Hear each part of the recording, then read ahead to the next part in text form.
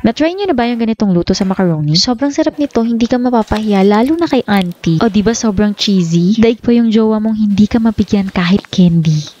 Ito na nga yung induction cooker ko laging present. Sa mga nagtatanong saan ko nabili, pinopost ko po yung link ni Shopee. At syempre itong aking pastel pink na casserole by Masflex na talaga namang ka-flex-flex. Maglalagay na rin ako ng asin, importante na yung pasta pa lang natin ay meron ng lasa. Shell macaroni yung pasta ang gagamitin ko. Kayo na ang bahala kung ano ang gusto nyo. Yung akala mo yung wala lang sa akin, nahulog na lahat sila. Pero isang titig lang kay Kelvin, pinulot niya na isa-isa.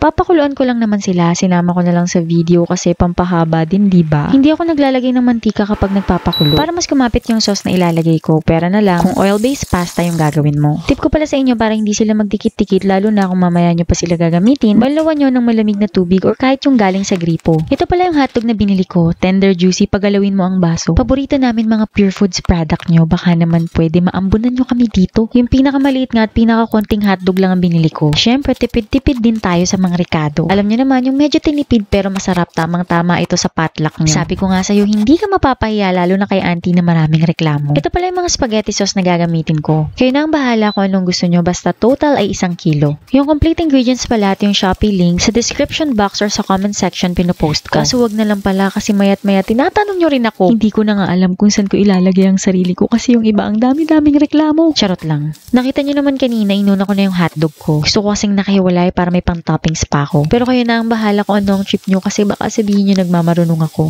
Ginisa ko lang naman yung sibuyas hanggang maging translucent pagkatapos sinunod ko na yung bawang hanggang sa humalimuyak. Mga 300 grams lang na ground pork ang gagamitin ko. Ito na yung pangalawang pinakasahog nitong macaroni na ito. Wala lang mushroom kasi nga tipid-tipid tayo. Don't worry, bongga ang lasa nito. Hinayaan ko lang itong maluto, magtubig at magbantika. Maglalagay na rin ako nitong mga pampalasa. Gamit yung mga McCormick, oy may malalaki pa. Pero ang totoo, expired na lahat sila. Pan-display lang, pamparami ba? Kuya, pero hindi ko na yan ginagamit. Kaya please lang, huwag kayong magalit. Sige ka, baka ka pumangit. Charot lang. Naglalagay pala ako ng cumin, isang sekreto para talagang masarap ang lasa nito. Optional siya pero highly recommended. Dried basil at oregano, asin at paminta, beef cubes, ilagay nyo na.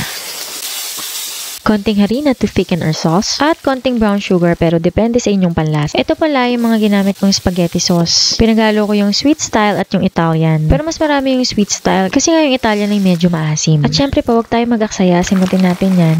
Lagyan nating tubig yung mga pakete para sure na lahat ng sauce ay iyong madali. Naglagay din ako ng tomato sauce, mga 115 grams. Mas okay pala na yung tubig na gagamitin mo ay mula dun sa pinagpakuluan ng pasta mo. Ito pala yung isang sekreto, hindi na nga sekreto kasi sabihin ko maglagay tayo ng condensed milk, yung maliit lang na lata. Inunti-unti ko nga lang pagkatapos tinikman ko. Pagdesisyonan kong ilagay ko na rin lahat kasi wala na rin naman akong paggagamitan nito. Pero don't worry, hindi ito matamis. Sakto lang talaga at masarap yung lasa, promise. Pero syempre, depende pa rin yan sa timpla mo. Baka mamaya di sumarap, sisihin mo ako. Maghiwalay ka pala ng sauce kung gusto mo sa ibabaw lang. Pero kung pang maramihan, ihalo mo na yung pasta para walang lamangan. Actually, panalong-panalo na to pero bilang ayaw nating magpatalo sa potluck na pinauso ng tita mo. Kaya naman gagawa tayo ng bonggang cheese sauce para dito. 2 to 3 tablespoon lang yan ng butter. Kala mo isang buo, no? Natunaw lang kasi dahil tira-tira ko yan. Ito pala yung pampalapot, harina, wag mong kalimutan. Cheese whiz ang ilalagay ko. Pwede kayong gumamit ng keso na gusto nyo.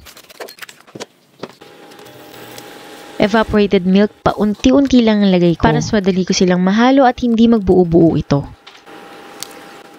Hinalo ko lang maigi hanggang sa lumapot ng bahagya. Pagkatapos, maglalagay ako nitong maliit na all-purpose cream. Ayan, 125 ml lang. Lagyan din natin ng pampalasa, asin, paminta, at konting asukal. Konti lang, nakita nyo naman, 1/8 teaspoon lang. Ito na nga lakas makasosyal. Pwedeng-pwede sa handaan, pang merienda, at pwede nyo ting ipang negosyo. Ilagay nyo lang sa mga lalagyan na ganito. At dahil nga napagod na ako mag-voice over, kaya naman mag-ASMR na lang muna tayo.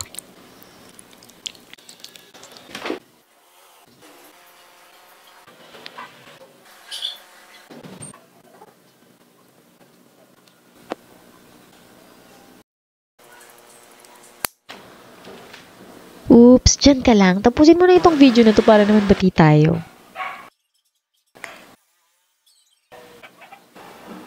Sarap!